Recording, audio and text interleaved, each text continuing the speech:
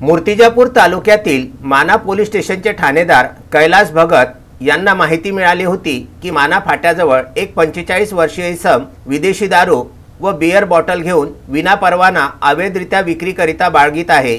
या माहितीच्या आधारे ठाणेदार कैलास भगत सोबत पोलीस कॉन्स्टेबल उमेश हरमकर, सुशील आठवले हे खाजगी वाहन घेऊन रेल्वे पुलाजवळ जाऊन मिळालेल्या बातमीप्रमाणे एक इसम त्याच्या हातामध्ये एक प्लास्टिकचे पोते भरलेले दिसले। त्याची झाडाझडती घेऊन नाव विचारले असता विनोद नारायण किर्दक वय वर्षे 45 असे सांगितले। त्याच्याजवळ असलेल्या भरलेल्या पोत्यामध्ये विदेशी दारू व बियरच्या बॉटल्स आढळल्या।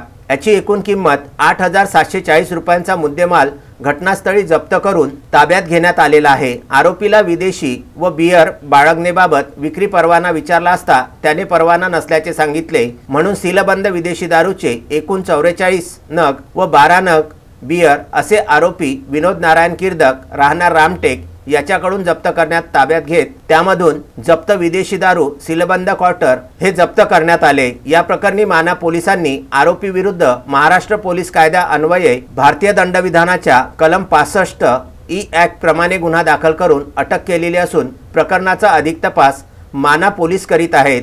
बाळासाहेब गणोरकर, विदर्भ न्यूज, मूर्तिजापूर।